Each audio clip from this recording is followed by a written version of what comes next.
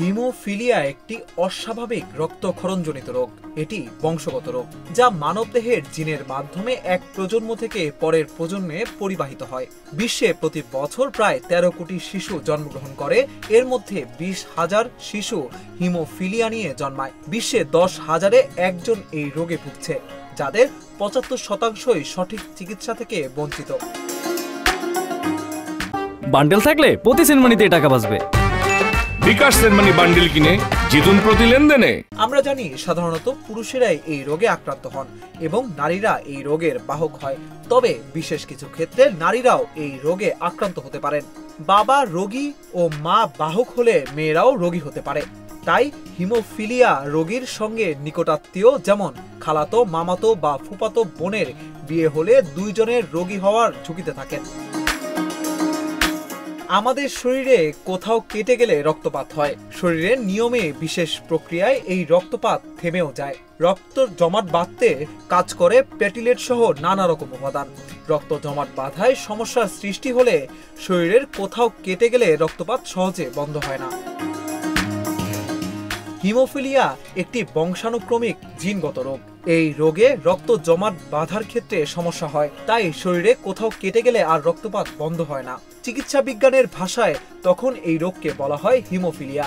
মেয়েরা সাধারণত এই রোগে আক্রান্ত হয় না, তবে রোগের বাহক হয়। এই রোগ ও এর প্রতিকার সম্পর্কে ধারণা থাকলে আক্রান্ত হওয়ার হাত থেকে অনাগত শিশুকে মুক্ত রাখা সম্ভব।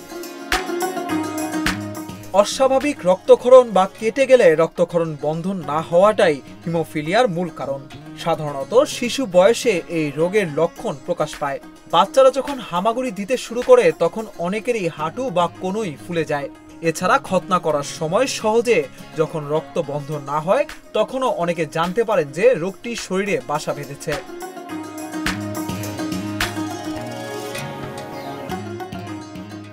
অস্বাভাবিক রক্তক্ষরণ থেকে সাবধান থাকাই এই রোগের প্রধান চিকিৎসা।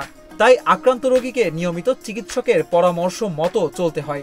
প্রয়োজন অনুযায়ী ফ্রেশ ফ্রোজেন প্লাজমা ক্রায়োপ্রেসিপিটেট পরিসঞ্চালন করতে হয়। ফ্যাক্টর 8 ও ফ্যাক্টর 9 যা এই রোগীদের শরীরে পর্যাপ্ত পরিমাণে তৈরি হয় না, সেগুলো ইনজেকশনের মাধ্যমে নিতে হয়। অনেক সময় রোগীর শরীরে ইনহিবিটর তৈরি হয়, তখন ফ্যাক্টর কাজ করে না। চিকিৎসা তখন আরো বেশি জটিল হয়ে পড়ে। সম্প্রতি হিমোফিলিয়া রোগের চিকিৎসায় মনোক্লোনাল অ্যান্টিবডি বাজারে এসেছে। এটি এক ধরনের প্রোফাইলেক্সিস ট্রিটমেন্ট বা প্রতিরোধমূলক চিকিৎসা। নিয়মিত ব্যবহার করলে রোগী অনেকটাই স্বাভাবিক জীবনযাপন করতে পারে, কিন্তু এটি অত্যন্ত ব্যয়বহুল। বাংলাদেশে কত সংখ্যক হিমোফিলিয়া রোগী আছে তার সঠিক কোনো পরিসংখ্যান নেই। তবে বিশ্ব জরিপে দেখা যায় বিশ্বে প্রতি 10,000-এ একজন হিমোফিলিয়া রোগে আক্রান্ত।